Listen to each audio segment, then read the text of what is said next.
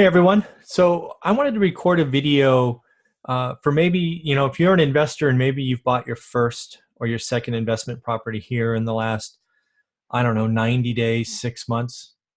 I wanted to talk to that individual, right? I seem to create a lot of content for the folks that are stuck on zero, but I don't know that I've done a great job of creating content for folks that maybe have already bought their first or their second investment and where do they go in this cycle? So I thought I would create this video, try to give you my thoughts on that, and let's just do that. So first and foremost, if you've just bought your first, maybe your second investment property, congratulations, right? I'm trusting that you're following what I talk about. You've conservatively financed them. You know the numbers. You made sure they were good or great deals, right? I'm going to assume that, right? If you're watching this channel, I'm going to assume that's what happened. Next thing we need to talk about is, okay, did you buy a turnkey or did you buy a fixer, right? If you bought a turnkey solution, like something that I've produced or others out there do, it should be cash flowing day one, right? You should already be seeing the cash flow. There shouldn't be any surprise expenses. You bought it full, right? So you've already got the lease. And what you should be doing is you should be letting that run for 3 to 4 months just to make sure you're happy being a landlord, right? Because maybe it'll be smooth, right? Nothing will happen, right? As I think Matthew Staubel or Matthew just talked about something earlier, and he talked about his experience with 6 pride of ownership rentals, right? So you can take a look there. Something else you can think about is, what do you want to do next, right? Was it a house or did you buy a duplex, or where are you in that cycle, right? But again, if you've just got it, do me a favor. Don't be in a rush to buy the next one. Let it run. Make sure that being a landlord is right for you. However, keep looking at your market. The big mistake I see investors make after they buy their first or second one is they kind of go like this, and then they stop looking at the market. No, the market ebbs and flows all the time, and you need to stay current, right?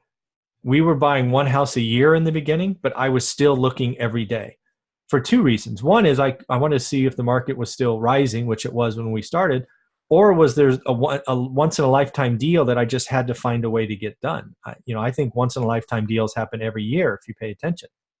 So those are the things why you have to pay attention. But let's go back and say you bought a fixer.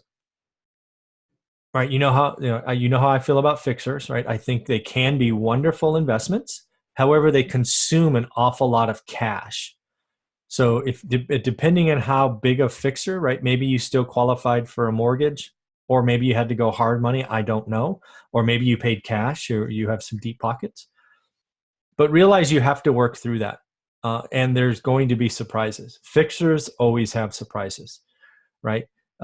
Maybe when you start taking down walls or drywall or whatever, you're going to find extra work. Just consider that the price of doing business, right? If you thought your budget was 30 grand, make it 38, right? Because things are going to happen. Then the other thing is you have to understand that managing teams is hard work.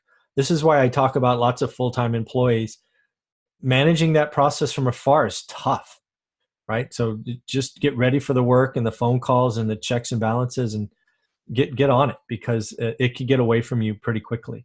You really do the math between time and investment between a turnkey and a fixer. But fixers can work, but just realize it costs more and takes longer than you would expect.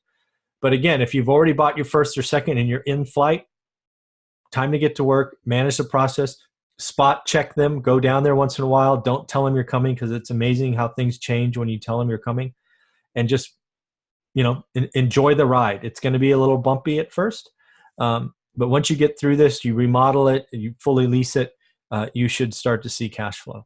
So the other things I'll talk about if you've already got a couple of rentals is, remember that turns are what really hurts cash flow, right? Hopefully you've got a new tenant in there, and hopefully they're there for years, but realize that turns are what really hurts landlords.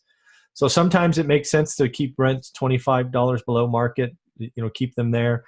If you happen to have a tenant that pays rent on time for 12 months, do a little extra, right? Take care of the good tenants, because again, keeping a good tenant longer is definitely in your wheelhouse and something you want to do. So In the end, if you're just starting out and you've got a first couple of rentals, I'd love to hear from you. Leave your questions below. It's been a while since I just had one or two, so sometimes I forget what it feels like. But realize congratulations is in order. You've started your journey, and I look forward to hearing from you. So make sure you leave your comments below. All right, everybody, take care.